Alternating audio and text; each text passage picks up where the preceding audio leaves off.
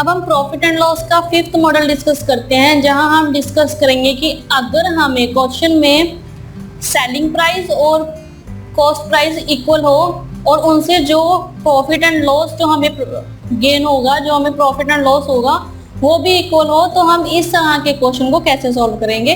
आइए देखते हैं क्वेश्चन में। तो फर्स्ट क्वेश्चन है यहाँ पे, a shopkeeper bought 2 table at ₹900 each. He sold one table at a profit of 15% and other at a loss of 15%. What would be his overall profit or loss in the transaction?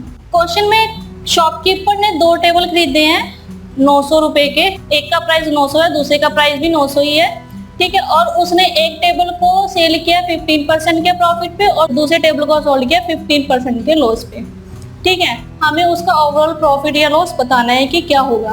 अब जब shopkeeper ने table 900 rupees में खरीदा तो 900 rupees cost price हुआ, है ना।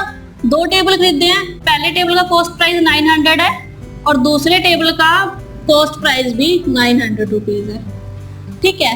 अब उसने एक टेबल को 15% के प्रॉफिट पर सेल किया है, यानी कि प्रॉफिट है उसका 15% और यहाँ पर उसका लॉस भी है 15%, ठीक है। जब उसने एक टेबल को बेचा तो 50% का प्रॉफिट है और सेकेंड टेबल को बेचा तो उसको 15% का लॉस है।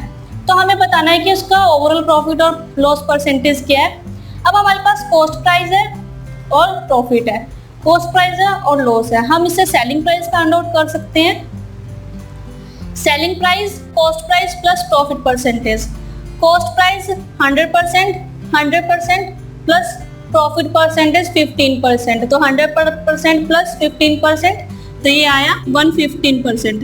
ये फर्स्ट टेबल का सेलिंग प्राइस है 115%। 100% की वैल्यू 900 है तो फिर 115% की वैल्यू क्या होगी 1035 रुपीज, ठीक है। 1035 इसकी वैल्यू होगी 115% की।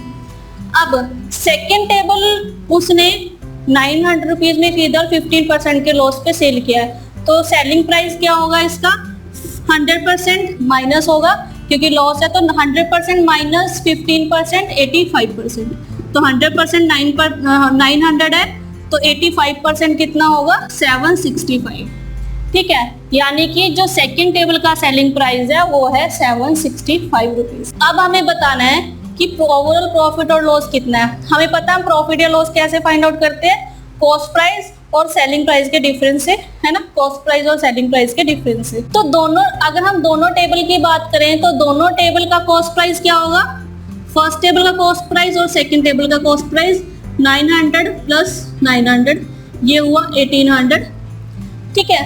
दोनों टेबल का जो कॉस्ट प्राइस है वो 1800 है। और अगर हम सेलिंग प्राइस की बात करें तो फर्स्ट टेबल का selling price plus second table का सेलिंग प्राइस, फर्स्ट टेबल का सेलिंग प्राइस है 1035 प्लस और सेकंड टेबल का है 765, और अगर हम इसको ऐड करें तो ये भी आएगा 1800 रुपीज। यानी कि यहाँ पर जो टेबल का ओवरऑल कॉस्ट प्राइस और ओवरऑल सेलिंग प्राइस है वो है 1800। तो यहाँ पर कॉस्ट प्राइस और सेलिंग प्राइस सेम है, तो यहाँ पर शॉपकीपर को ना तो प्रॉफिट हुआ और ना ही लॉस हुआ, तो इसका आंसर आएगा नो प्रॉफिट नो लॉस, ठीक है।